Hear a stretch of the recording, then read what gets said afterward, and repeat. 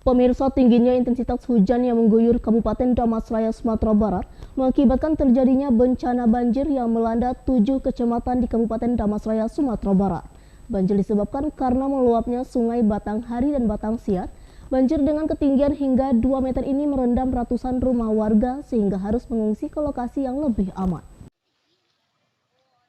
Sebanyak 7 dari 11 kecamatan di Damastraya terdampak bencana banjir, seperti Kecamatan Kota Besar, Asam Jujuhan, Kota Baru, Pulau Punjung, Sitiung, Sembilan Koto, dan Koto Sala.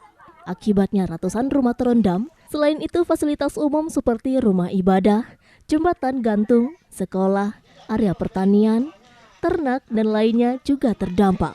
Bahkan sebagian warga yang tinggal di sepanjang aliran sungai terpaksa dievakuasi demi keselamatan dan keamanan.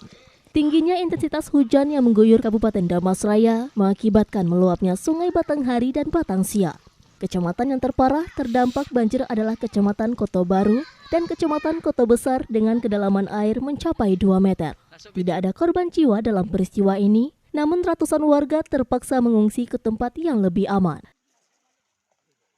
Lebat di hulu sungai juga termasuk di daerah sini dari sore kemarin sampai pagi tadi.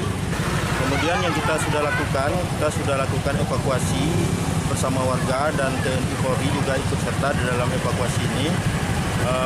Mudah-mudahan dalam waktu dekat bisa kita atasi bersama. Masyarakat untuk lebih bersiap siaga lagi terhadap kemungkinan timbul karena sekarang memang curah hujannya sangat tinggi sekali. Dari Kabupaten Damastraya, Sumatera Barat, Budi Sunandar, iNews melaporkan.